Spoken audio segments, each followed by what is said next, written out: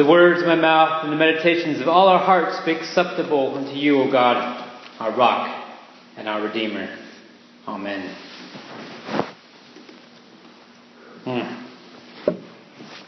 I got to tell you, this is a somewhat confusing and difficult parable that Jesus tells for today. It is not like the other parables we have heard. It is not simple or straightforward, at least not on the surface. I have to admit, when I first read it, I was somewhat less than enthused about it. And I remember this is an assigned text from the lectionary. I did not choose it, it chose us. Yet it is a rich parable that has much to teach us about following Jesus. Alright, the story begins with a rich man who had a manager. Now the manager, he was not very good at what he did. Jesus describes that charges were brought against the manager for squandering the rich man's property. Alright, this is straightforward so far. We should be able to relate to this part, at least on some level or another. Now most of us, at one time or another, have worked for someone else. Right? Most likely it was a company or a corporation. I worked at Starbucks. Some of you have heard this story. I worked at Starbucks last year in between positions, ministry positions. Now my overall experience was very positive. I was the low guy, however, on the totem pole. I was a barista, which is Italian for bartender. That's what it is. It's Italian for bartender. Which in Starbucks jargon is the person who not only makes coffee and espresso based drinks, the barista also takes drink and food orders, when you're there. They keep the plates clean and they are a welcoming presence to guests. That's what it says. It's the barista. Now there were a few tiers of managers above me who worked at the store. We had several shift supervisors, one assistant store manager, and at the top was the store manager. Alright, the store manager at Starbucks, of course, did not own the store. Right? They did not own the store, but they were responsible on behalf of the Starbucks Corporation in Seattle of taking care of this particular store. Within a set of guidelines, she had to make sure that the store took care of its partners. Alright, in Starbucks jargon, that's what they call employees, partners. And that it lived up to its mission of providing an outstanding guest experience through coffee and such at Starbucks. Now, however, getting back to the parable, what if the manager, right? What if the manager of Starbucks, right? We're going to sort of combine these elements. What if the manager of Starbucks had done a poor job? Right? What if she had squandered the resources of Starbucks? So instead of making a profit, she lost money for Starbucks because maybe she did not do a good enough job of training those under her. Maybe she made customers mad through poor customer service. Maybe she just did not have her act together and did a poor job of managing Starbucks. Like in the parable of the rich man, now in this case Starbucks is the rich man. Starbucks would be mad, right? Corporate Starbucks would be mad. Her higher-ups would have called her in for a meeting to review her performance. Let's just say that she is very much like the manager in the parable. And she is aware of her poor performance and the likely outcome of getting fired. Alright? So in the story, in the parable that Jesus is telling, the manager has enough wherewithal to understand what is going to happen when he meets with his boss. So he says to himself, what am I going to do? I'm going to lose my job, and I don't have the strength to take a laboring job, and I'm too proud to beg. Since I will not have an income from a job, I'm going to lose my home and be put out into the streets. So here's what I'm going to do when I'm homeless. This is the story in the Bible. People will treat me with kindness and welcome me into their homes if I do this thing. Alright? So this scenario, imagine this scenario was today. Right? And we're back at Starbucks. The manager has been called before the corporate higher ups. And here's how it might play out in Starbucks world. So my manager's been called in for a poor performance. She knows what she's done is a bad job and that she will be fired. So she says to herself, I am not strong enough or the right fit for a blue-collar job, and I'm too proud for welfare, for church handouts. So here's what I'm going to do instead. There are businesses and people who have accounts with this store. They owe Starbucks money. So I'm going to go to them and ask them what they owe. So she does just that. She goes to the first customer that owes Starbucks money. She finds out, how much money do you owe Starbucks? And this customer tells her, and she reduces it by 50%. She then goes to the second customer and asks, how much do you owe Starbucks? And he says, I owe, this amount of money. She says, all right, reduce it by 20%. And that is exactly what is going on in the parable.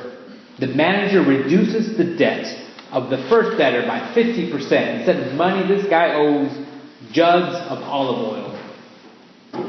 And then the manager goes to the second debtor and reduces this person's bill by 20%. And instead of money, this person owes wheat. Now, what do you think the response of a rich boss like Starbucks would be if they found out that their manager that they would have fired had gone to their debtors and reduced these bills by 50% and 20%? All right, what do you think? Would Starbucks be like, yeah, no? They would be mad, right? That's why this parable is weird. Because in the parable, Jesus tells the rich boss praises the manager for being shrewd, for looking out for himself. Right? That's weird. That's counterintuitive. Now here's what Jesus is saying. Here's the verse that he uses. I'm going to use a Bible paraphrase from the Message. So this is the verse paraphrased. Okay? Jesus says, street-wise people are smarter in this regard than law-abiding citizens. They are on constant alert, looking for angles, surviving by their wits. I want you to be smart in the same way, but for what is right. So if you are more than a little confused about what Jesus is trying to communicate to his listeners, then rest assured you are in good company. Jesus has told a somewhat complex parable where he essentially points out the sort of qualities his followers need. In the creation of a character, in this instance a manager, Jesus is showing his followers that in order to survive in the world, that they will need to use wits, creativity, and a good dose of entrepreneurial thinking. Yet unlike the shrewd manager who uses these skills out of self-interest, Jesus is telling his followers to use these skills for good, for God's kingdom.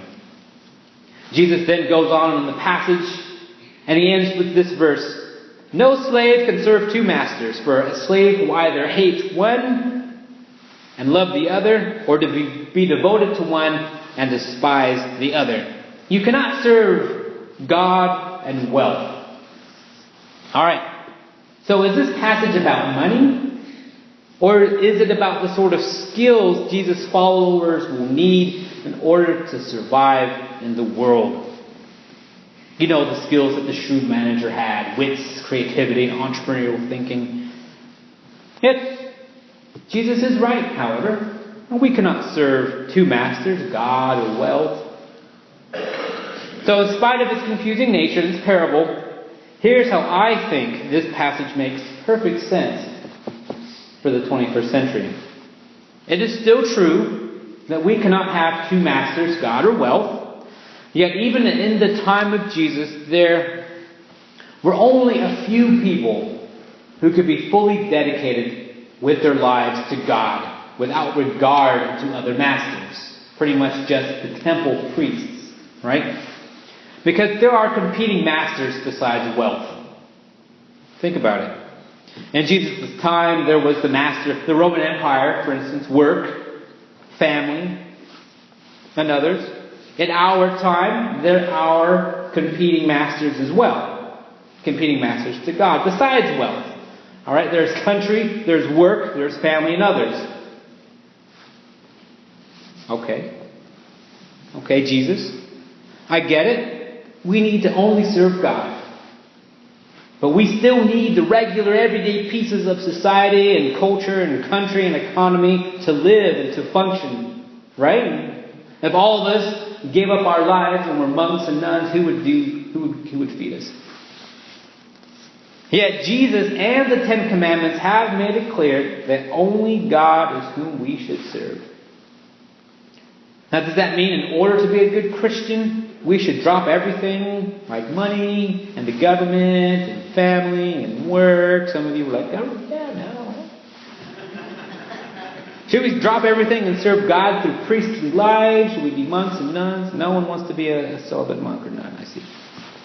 No. If everyone did that, if we dropped everything and served God first, we wouldn't have anything. We wouldn't have food or music or art or coffee. What Jesus is saying to his followers and to us is this. Remember, God is first always. Do not forget that. Do not put wealth or anything else in the way of worshiping and serving God. Second, all those other things, wealth, country, work, family, etc., they are a part of creation, which God created, and thus God is sovereign over. Therefore, use your wits, your creativity, and your entrepreneurial skills in service to God in all things, such as wealth, work, family, etc. The world in the first century was no less kind than the world of the 21st century to God or to God's kingdom. Jesus, he knows that. That's why he encourages through this parable to remember God first, and in your regular everyday lives of work and play and earning money and school. So this parable, here's my take. This parable is ultimately about putting God first. Jesus knows that all of his followers, us included, are called to do this. Not just the priestly types. Heck, we don't even have priests in our tradition. Jesus knows that we will need the sort of skills, the sort of wits and entrepreneurial thinking that the shrewd manager had in looking out for himself.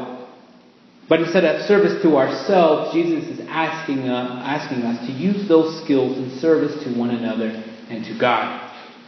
Use those skills in all areas of the world, in economy, in government, in family, in work. What does that look like?